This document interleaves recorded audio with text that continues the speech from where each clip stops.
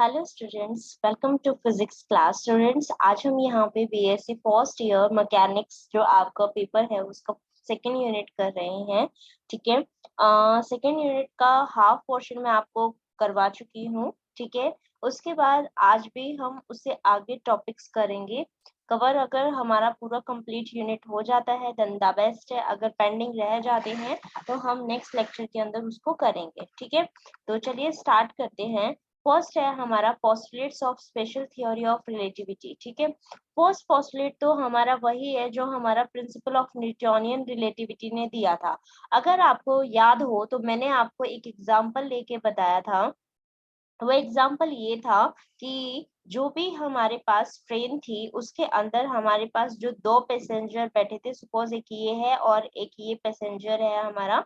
ठीक है, और एक हमने यहाँ पे प्लेटफॉर्म ले रखा था और ये हमारे पास जो ट्रेन थी वो पर्टिकुलर किसी v वेलोसिटी के साथ मूव कर रही थी और यहाँ पे हमारे पास एक पर्सन है जो आपका प्लेटफॉर्म के ऊपर खड़ा था। ठीक है, तो हमने उसके अंदर ये कहा था कि यहाँ पे जो ये पर्सन है, ठीक है, जो फर्स्ट वाला है वो यहाँ आया खड़ा हुआ। ठीक है, ये अभी कैसा है, ये वाला रेस्ट में वहां पे सिटिंग पोजीशन में है और ये यहाँ पे जस्ट खड़ा ही है। ठीक है, और इसने क्या किया, इस पर्सन ने कोई बॉल जो है वो आपकी थ्रो की थी।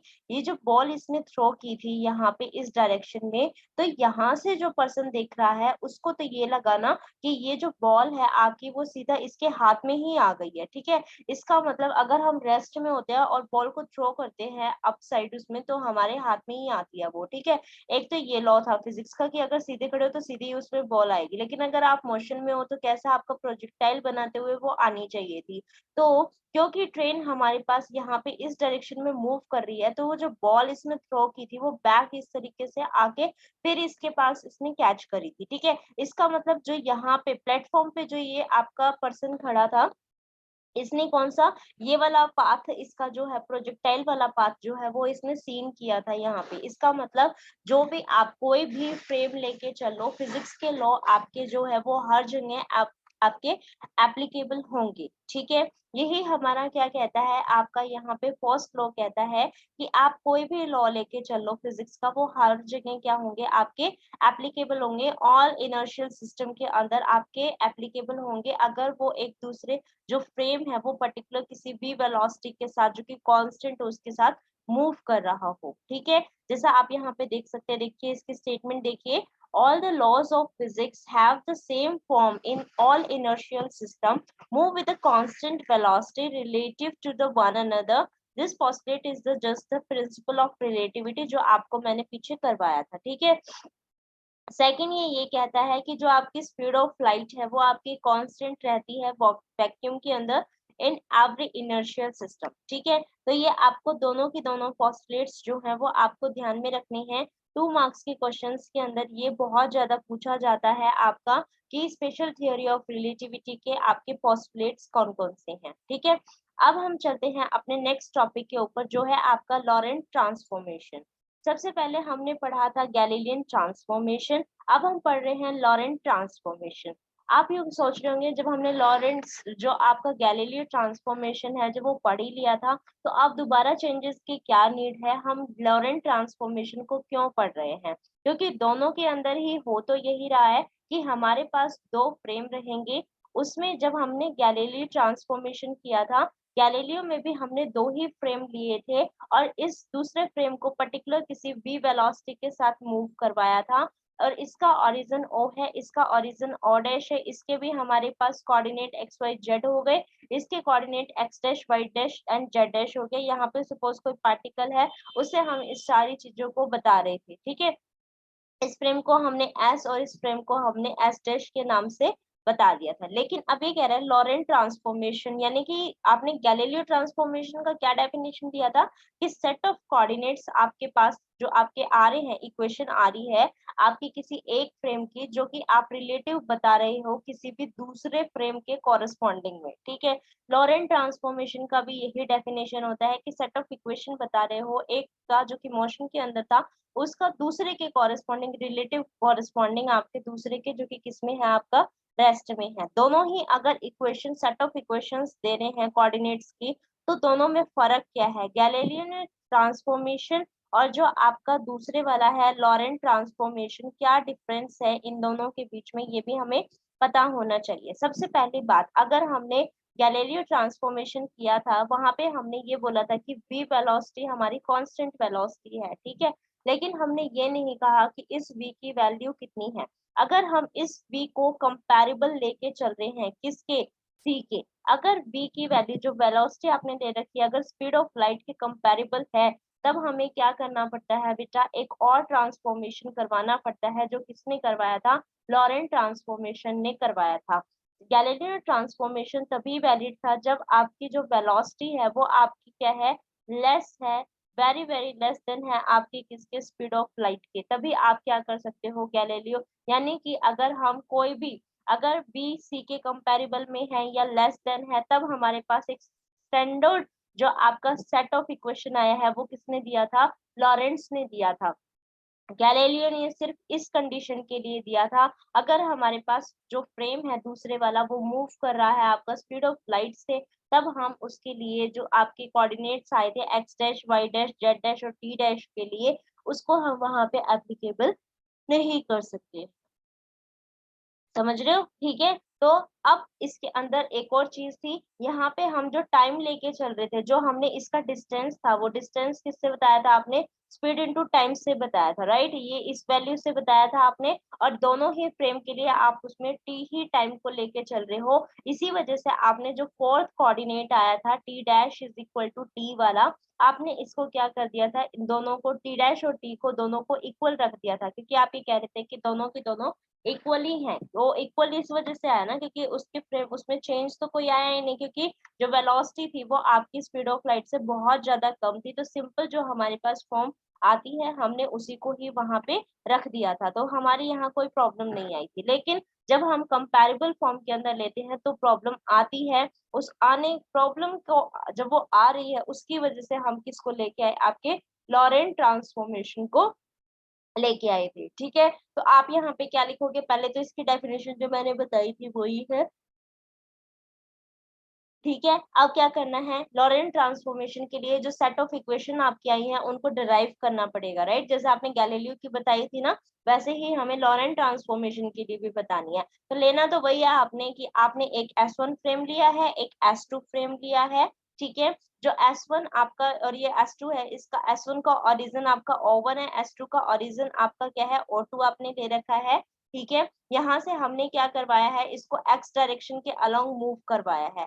अगर x डायरेक्शन के अलोंग मूव करवाया है तो पहले वाली बात ही रहेगी, y और z के अंदर कोई भी चेंजेस नहीं आया, लेकिन मैं ये बोलती हूँ कि जो हमारे पास ये मोशन उसमें आ रहा है तो टाइम का जो है वो इफेक्ट पड़ेगा इसके अंदर, ठीक है। जब हम एस फ्रेम के कोऑर्डिनेट लेके चल रहे हैं वहां पे आपके 4 कोऑर्डिनेट्स जो बने हैं वो आपके क्या बनेंगे, आपका एक्स वाई जेड और टी बनेगा। S2 के कोऑर्डिनेट्स जब आप लोगे तो x dash y dash z dash and t dash लेंगे आप, ठीक है।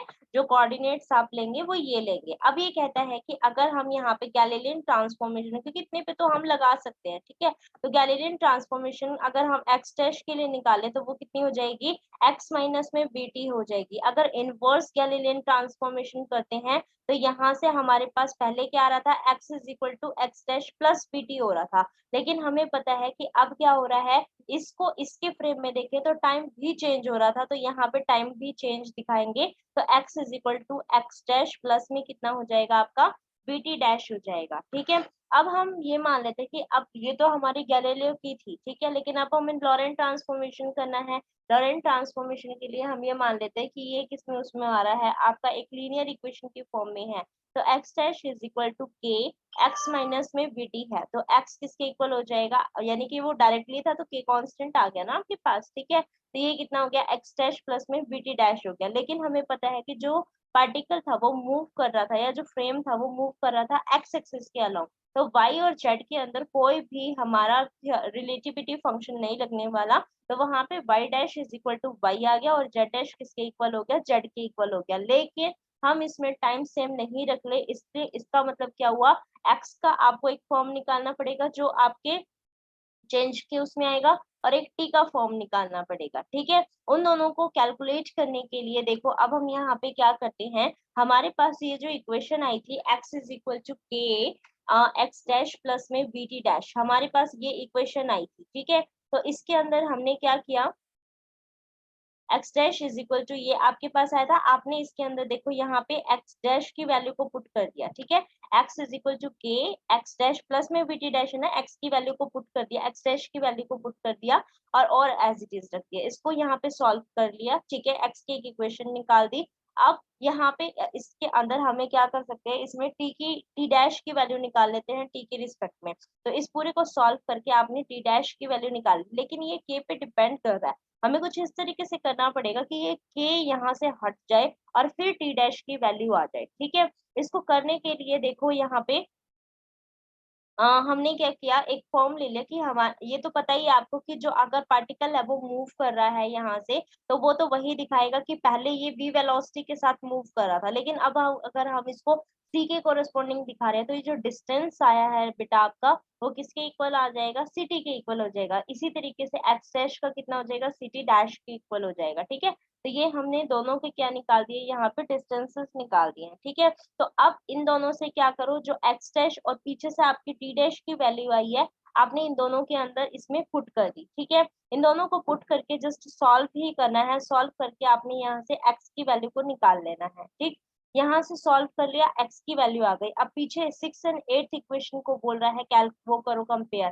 ठीक है, 6th इक्वेशन आपकी कौन सी आई है, ये आई है x is equal to c t आई है। ठीक है, यहाँ से आपके पास ये आ गई, और 8th इक्वेशन आपके पास पीछे आई थी। ठीक है, जो इसके अंदर आपने सी टी की वैल्यू कितनी आ गई, आपकी 8 आ गई। ठीक है, यानी कि 6 ये हो गई, 8 इक्वेशन इसको मान लो x is equal to this. ठीक है, तभी तो पुट करोगे ना, 6 के अंदर 8th इक्वेशन को पुट कर दोगे, 8th इक्वेशन इसको मान लेना। ठीक है, इस इक्वेशन को x की वैल्यू को 6th इक्वेशन के अंदर पुट कर दिया, तो सी टी 1 प्लस में b बाई सी, 1 माइनस में c, 1 minus k square by k square b is equal to आपका किसके, सी टी के इक्वल आ जाएगा। ठीक है, तो यहाँ से हमने इसके अंदर क्या किया, सिटी से सिटी कैंसिल कर दिया, तो 1 is equal to this factor के इक्वल आ गया, इसको इधर लेके आ गए। तो फिर बाद में आपने इसको पूरा सॉल्व करके इसको के लिए सॉल्व कर दोगे, क्योंकि मैंने बताया था कि पीछे टी की डैश की वैल्यू तो हमें चाहिए ही, टी डैश और एक्स डैश की वैल्यू ही चाहिए थी हमें, वाई डैश तो वाई के इक्वल आ गया, जेड डैश डैश जेड के इक्वल आ गया। जो हमारा चेंज हो रहा था, वेरी हो रहा था, वो आपका x का कंपोनेंट एस, जो आपका S2 फ्रेम था उसमें x डैश का कंपोनेंट और t डैश का कंपोनेंट चेंज हो रहा था। ठीक है, तो मैं इसको k के डिपेंडेंट नहीं बता सकती थी, मुझे वो फैक्टर हटाना था, k हटाना था, जिसकी वैल्यू सॉल्व करने के बाद ये आई थी। ठीक है, तो इसको मैंने किसमें, आपके 5th इक्वेशन के अंदर आपका पुट कर दिया। देखो 5th इक्वेशन हमारे पास ये आई थी ना, 1 माइनस में के स्क्वायर एक्स अपॉन में के बी प्लस में के टी। ठीक है, यहाँ पे जो भी आपकी के की वैल्यूज आई हुई हैं, आपने उसके अंदर उस वैल्यू को पुट कर देना है। ठीक है, पुट करने के बाद आप जब इसको सॉल्व करोगे पूरा, तो आपके पास जो फॉर्म निकलेगी वो T dash is equal to T minus में X B by C square upon में under root of 1 minus B square by C square. ठीक है, ये आपकी फॉर्म आ गई। अब इस इक्वेशन को आपने जो k की वैल्यू है वो आपको x के लिए भी तो पुट करनी पड़ेगी ना, तो आपके पास जो ये 9th इक्वेशन आई थी x डैश वाली, ठीक है, ये जो k की आई है इसको 9th इक्वेशन का नेम दे देना। ठीक है, और इसको आपने 1st इक्वेशन जहाँ पे आपकी x आई हुई थी, x डैश आया हुआ था, वहां पे आपने क्या करना है, इसको पुट कर देना, क्योंकि आपने ये कहा था ना x dash is directly proportional to x minus bt, तो x dash is equal to k x minus में bt, और k की वैल्यू कितनी थी, 1 अपॉन में under root of 1 minus B square by C square. ठीक है, तो आपने ये सारी वैल्यू करके ये चार जो कंपोनेंट आपके सेकंड फ्रेम के थे उन सबको आपने क्या कर दिया, यहाँ से कैलकुलेट कर लिया आपके फर्स्ट फ्रेम के कॉरेस्पॉन्डिंग। ठीक है, तो यहाँ पे हमारे ये पूरी के पूरी कैलकुलेट हो गए, लेकिन हम ये चाहते हैं कि आपने S2 के कंपोनेंट जो आपके थे x dash y dash z dash और t डैश, इनको एक्स S1 के कंपोनेंट के जो आपके कोऑर्डिनेट्स आए थे उनके कोरेस्पॉन्डिंग अभी निकाला है, लेकिन कभी कभी ये भी तो हो सकता है कि आप S1 के कोरेस्पॉन्डिंग देखो और S2 के निकालो।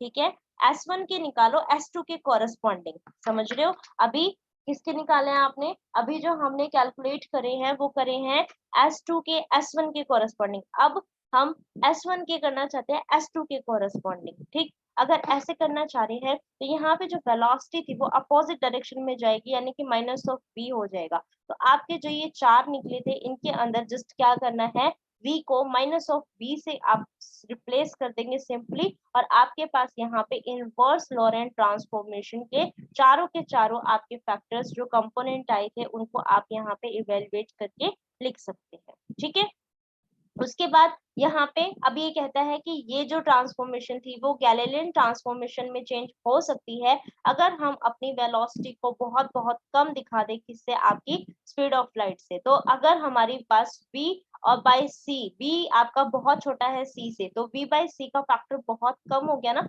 c बहुत ज्यादा था तो डिनोमिनेटर में गया वो, ठीक है, रेशियो में न्यूमिनेटर बाय डिनोमिनेटर, न्यूमिनेटर छोटा है, डिनोमिनेटर बहुत ज्यादा बड़ा है, तो यानी कि ये हमारे पास अप्रोक्सीमेटली 1 मान लो, वो क्या बोलते हैं इसको हम अप्रोक्सीमेटली 0 या मतलब निग्लेजिबल ही मान लो, ठीक है। तो नेग्लेक्ट इसको कर देते हैं, इस पूरे फैक्टर को 0 मान लो, ठीक है, इसको नेग्लेक्ट कर देंगे। तो यहाँ से देखो x is equal to x dash plus में vt आ जाएगा। ये देखो x is equal to x dash plus में vt। अगर हम किसका फैक्टर निकाल रहे हैं, ये तो इनवर्स के निकाल रहे हैं क्योंकि ये इनवर्स का था, इनवर्स में b square by C square को 0 मान रहे हैं, ठीक है। और अगर सिंपल में करेंगे तो इसके अंदर यहाँ पे V square by C square को 0 करेंगे, तो x dash is equal to x minus में we T, Y dash is equal to Y, Z dash is equal to Z, और T dash is equal to T minus में V by C square X हो जाएगा। आप कहोगे madam ये भी 0 होगा, नहीं, ये v square by C square वाला सेम अमाउंट का हो रहा था इसलिए हमने उसको 0 किया था।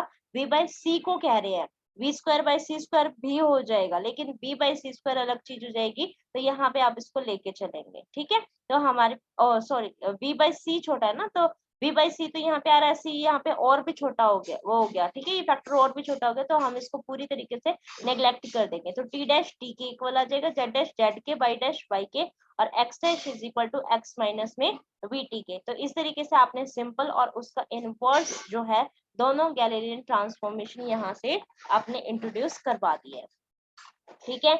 उसके बाद हमारे पास यहाँ आता है consequence of the Laurent transformation, means आपने जो अभी पीछे लॉरेंट्स के जो आपने सिंपल लॉरेंट्स के यानी कि ये वाले जो आपके आए हैं चारों के चारों कोऑर्डिनेट्स की वैल्यू, और इनवर्स ट्रांसफॉर्मेशन से जो ये आए हैं इनसे आपको क्या दिखाना है, इससे क्या यूज कर सकते हो आप, ये दिखाना है, ठीक है। तो अभी हम क्या लेके चल रहे हैं, फर्स्ट आपका लेंथ कॉन्ट्रैक्शन, ठीक है, मीन्स कोई फ्रेम हमारा मूव कर रहा है और हम यहाँ पे क्या कर रहे हैं, कोई पर्टिकुलर हमने कोई रॉड ले रखी है जिसकी लेंथ आपकी एल थी, तो ये कितना हो जाएगा आपका, सपोज ये आपका लेंथ जो है आपका एल है, तो ये कितना हो जाएगा, देखिए आप यहाँ पे एक आपने इसके कोऑर्डिनेट x1 x2 और वो मान रखे हैं x1 y1 और z1, और इसके कोऑर्डिनेट कितने हो जाएंगे आपके आपके सेकंड उसमें फ्रेम में x2 y2 और z2 आपके कोऑर्डिनेट हो गए, ठीक है। तो आप यहाँ से इसका डिफरेंस बता रहे हो, ठीक है, तो यहाँ से आपका यहाँ का डिफरेंस इसका जब ये मूव करेगा तो कितना हो जाएगा आपका x2 डैश माइनस में x1 डैश। अब आपको ये दिखाना कि अब अगर हम इस फ्रेम का देखेंगे तो ये हमारे x2 माइनस में x1, जैसा कि मैंने आपको लास्ट उसमें भी बताया था कि ये हमारे पास अगर कोई भी हमने रॉड ले रखी है और वो मूव कर रहा है, उसकी लेंथ कैसे कैलकुलेट करी थी आपने, इस फ्रेम के कोरस्पॉन्डिंग x2 माइनस x1 आया था और दूसरे वाले के लिए x2 डैश माइनस में x1 आया था, ठीक है। लेकिन लॉरेंट ट्रांसफॉर्मेशन आपको इस पे लगानी है, तो आपने जो अभी पीछे x2 और y2 जो ये दोनों कोऑर्डिनेट्स आपने इसके अंदर कैलकुलेट करे थे उसके फॉर्म पे लगाना है, ठीक है। तो आपका x1 डैश किसके x डैश किसके इक्वल आया था, x माइनस में vt अपॉन में 1 माइनस में v square by C square. तो ये जो 1 अपॉन में देखिए यहाँ पे जो ये फैक्टर आता है ना k वाला, ये 1 अपॉन में अंडर रूट ऑफ 1 माइनस में v square by C square, इसको हम गामा लिख सकते हैं, ठीक है। तो देखो यहाँ पे नीचे हमने यहाँ पे क्या यूज किया, ये यूज किया गामा ही हमने इसको लिखा है, ठीक है। तो ये कितना हो जाएगा आपका गामा, और ये x1 माइनस में bt, इसी तरीके से x2 की भी आपकी वैल्यू हो जाएगी। अब अगर लेंथ कॉन्ट्रडिक्शन आपने इसमें बताना है कि कितना उसमें, तो x2 डैश माइनस में x1 डैश करना पड़ेगा ना, कि कितना लेंथ में कमी आई है, ठीक है। तो ये कितना आ जाएगा, इन दोनों को सब्ट्रैक्ट करेंगे तो ये कितना आ जाएगा आपका l is equal to l naught, और यहाँ पे x2 माइनस में x1 जो होएगा इसको हम डायरेक्टली l लिख सकते हैं, तो ये l is equal to l naught under the root of 1 minus में v square by C square आपका आ जाएगा, ठीक है। लेकिन अगर हमारे पास यहाँ पे जो फैक्टर है 1 माइनस में v square by c square, अगर हम इसको 1 से लेस ले लेते हैं तो ये हमारे पास जो वैल्यू आई है एल की वो हमारी और भी छोटी हो जाएगी। ठीक है, फिर नेक्स्ट देखिए इसके अंदर आता है टाइम डिलीशन। आपने टाइम डिलीशन के अंदर क्या करना है, जस्ट सिंपली आपके जो टाइम के फैक्टर्स आए हैं ना दोनों, T2 माइनस T1 ही दिखाना है। ठीक है, सपोज ये आपका एक जो हमारे पास कोई भी मूव कर रहा था किसी पर्टिकुलर टाइम में T1 डैश पे था फिर T2 डैश पे था, उन दोनों को हमने सब्ट्रैक्ट कर दिया तो हमारे पास क्या है del t dash del t naught. ठीक है, ये हमारे पास क्या होता है प्रॉपर टाइम होता है। हमें क्या निकालना है यहाँ पे से डेल टी निकालना है, तो del t is equal to del t naught upon में 1 माइनस में v square by c square आपकी आ जाएगी इसके अंदर से। ठीक है, आप इसको सिंपली सॉल्व कर सकते हो बिल्कुल इजीली। तो आपको बता चुकी मैं प्रॉपर टाइम इंटरवल आपका डेल टी नॉट होता है, तो डेल टी नॉट क्या हो जाएगा आपका यहाँ से देखिए इसके अंदर ये न्यूमिनेटर आपका इस साइड जो है वो मल्टीप्लाई हो जाएगा, तो del t naught is equal to del t into में अंडर रूट ऑफ 1 माइनस में v square by c square, ये किसकी फॉर्म आ जाएगी आपकी प्रॉपर टाइम इंटरवल की आ जाएगी। ठीक है, तो यहाँ तक आप इसको कर लीजिएगा। उसके बाद आपका है addition of the velocity. Addition of the velocity आपका थर्ड यूनिट का टॉपिक है। ठीक है, कि आप कैसे कैसे डिफरेंट डिफरेंट वेलोसिटीज के उसमें उसको ऐड कर कैसे आपका दोनों उसमें फ्रेम की उसमें आप कैसे ऐड कर सकते हो उसको दिखा रखा है। ठीक है, इसको दिखाने के लिए हमें पता है वेलोसिटी अगर हमें लेनी है तो हमें पता है डिस्प्लेसमेंट बाय टाइम होएगा, change of displacement with respect to time हमारे पास ये आता है। तो ये तो सिंपल हमारे पास फॉर्म होगी, लेकिन हमें इसके अंदर क्या करना पड़ेगा लॉरेंट ट्रांसफॉर्मेशन लगानी पड़ेगी। क्योंकि लॉरेंट ट्रांसफॉर्मेशन हमने करी इसलिए क्योंकि कोई भी पार्टिकल हमारा अगर हम गैलीलियो का लेके चलते हैं तो सिंपल v की रिस्पेक्ट में करेंगे, लेकिन उससे फायदा तो नहीं हो रहा क्योंकि आगे अगर कंडीशन ये आ गई कि वो चीज जो है आपकी स्पीड ऑफ लाइट के रिस्पेक्ट में मूव कर रहा है, उसके कंपैरेबल मूव कर रहा है, तो वो उसको सेटिस्फाई नहीं कर पाएगा। तो इसका मतलब हम अब सारी की सारी चीजों को किसकी हेल्प से निकालें, हमारी स्पीड ऑफ लाइट के कंपैरेबल में ही निकाल लेते हैं, तभी हम क्या कर पाएंगे इजीली वे से हम अपने जो आपके अगर नहीं है तो वो फैक्टर 0 हो जाएगा, है ना। तो जो ऊपर बचेगा वही हमारा, जैसे अभी लॉरेंट्स को आपने बताया था ना, रिड्यूस किया था ना आपने Galilean transformation from the Lorentz transformation, है ना। तो इस तरीके से हम उसको इजी फॉर्म में कर लेंगे। अब यहाँ से आपके एक्स और वाई जेड और सारी चीजें हम निकाल लेते हैं और उसको वेलोसिटी निकालनी है, तो वेलोसिटी के लिए हम क्या कर सकते हैं, आप देखो तीनों कोऑर्डिनेट आपने लिख लिया, उसका डिफरेंशिएशन फॉर्म लिख लिया। अब आपको पता है कि यहाँ से अगर हमें वेलोसिटी अगर एक्स एक्सिस के अलोंग मूव कर रहा है वो, तो dx बाई dt हो जाएगा। आपने लॉरेंट ट्रांसफॉर्मेशन का जो x और y और z और t के लिए आया था उनको डिफरेंशिएट कर दिया सिंपली। ठीक है, उनकी वैल्यू को यहाँ पे पुट कर दिया, उनको सॉल्व कर दिया, सॉल्व करने के बाद आपको ये फैक्टर मिल जाएगा। इसी तरीके से आपने y के लिए भी कर लिया और z के लिए भी कर लिया, लेकिन एक बारी में आप एक चीज को एक ही डायरेक्शन के अंदर मूव कर रहे हो, ऐसे नहीं करोगे कि आपने x के लिए x की जैसा मूव करवा दिया, y के लिए y की डायरेक्शन में मूव करवा दिया, z के लिए जेड की डायरेक्शन में मूव करवा दिया, ऐसा नहीं करेंगे। एक बार ही मूव कर रहा है वो एक्स डायरेक्शन के अंदर, फिर उसके कोऑर्डिनेट को उसमें दिखाएंगे। जैसे कि यहाँ पे हमने वेलोसिटी y कंपोनेंट की निकाल रहे हैं, कोऑर्डिनेट की निकाल रहे हैं, तो dy बाई dt हो गया, लेकिन हम t को y के रिस्पेक्ट में नहीं लिखेंगे क्योंकि इनिशियली जो फ्रेम हमने ले रखा है वो हमारा x एक्सिस के अलोंग मूव कर रहा है, तो dt का जो आपका फैक्टर है ये वाला x के कोरिस्पोंडिंग चेंजमेंट वाला, उसी को ही पुट करेंगे। ये ध्यान देने वाली बात है जो मैंने आपको यहाँ पे बताई है और आपको ध्यान देना पड़ेगा। ठीक है, तो इस तरीके से करके आपने फिर y के लिए निकाल लिया और फिर इसी तरीके से करके आप सिमिलर पे में आपको क्या निकाल सकते हो, z के लिए निकाल सकते हो। ठीक है, तो यहाँ पे तो ये हमारे पास ये हो गया, लेकिन अगर हमें इसका इनवर्स करना होगा तो जो आपके पास रिजल्ट आया है उसको माइनस ऑफ v से रिप्लेस कर दीजिएगा। तो अभी आपका सिंपल फॉर्म आया ना ux uy एंड uz, लेकिन अगर हमें किसके लिए निकालना हो सेकंड फ्रेम के अंदर, यानी कि जो हमारा S2 फ्रेम था उसके कंपोनेंट की वेलोसिटी के कॉरेस्पॉन्डिंग निकालना होगा, तो हमें क्या करना पड़ेगा इसके अंदर उस वेलोसिटी को जो हमारे पास फ्रेम की जो v वेलोसिटी के साथ मूव कर रहा था उसको माइनस ऑफ v से रिप्लेस कर दीजिएगा, तो हमारे पास सारी की सारी फॉर्म आ जाएगी। ठीक, तो यहाँ तक आप इसको कवर कर लीजिएगा और ये हमारे पास यहाँ पे कब पूरा होता है।